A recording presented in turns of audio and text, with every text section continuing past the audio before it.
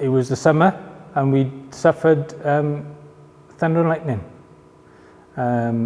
When we suffer with thunder and lightning, the switchgear on the surface could be turned off. Well, if we lose all the power underground, all the water pumps turn off. 6 bells was pumping 1 million gallons of water every day up the shaft. So if the pumps went off, the potential of flooding was increased. So we had to then go underground to turn all the pumps back on and make sure that they were working correctly. So I can remember walking in and out of the same district twice.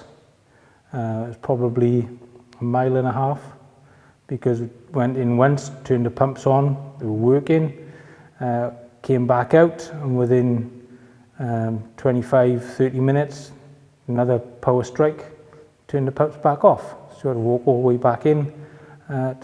This was on a Friday. Friday is beer night. So everything was at the most importance to get underground, to get the pumps running, so that we could get out, so we could go to the pub. The job was so hard, so you've got to have, everybody's got to work together. You can't have anybody that doesn't want to do it or lazy then. You've got to work together. They're good men. The joking part of it is part of the team thing, you know what I mean? You've got to have a laugh. Oh, yeah, definitely. Otherwise, if you don't laugh, you'll cry, and when you start to cry, it goes harder. That's the one thing I miss about working underground is the camaraderie. And especially like there was about, I would say, about 30 electricians working in Bedwards Colliery. We'd have quite a few social events in the year, like mainly going out and getting to a pub and getting drunk.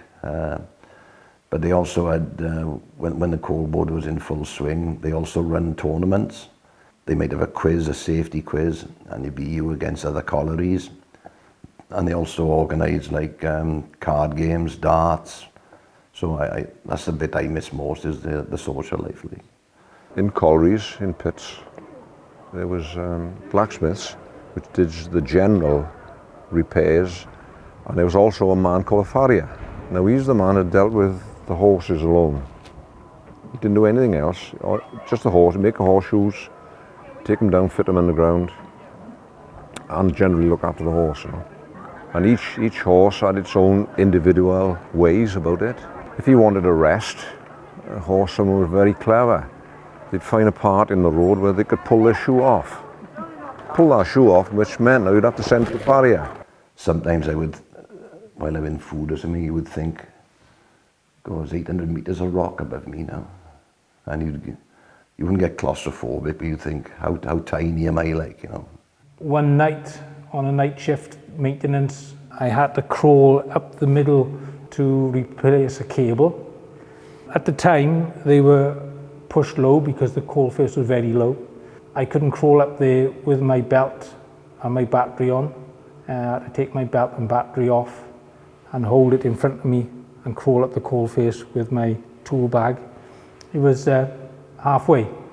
Coal face was 220 metres long. It took me about 45 minutes to crawl through the face to get to the place I had to work, replay the cable. I couldn't turn round, so I had to crawl all the way through the face to the other end.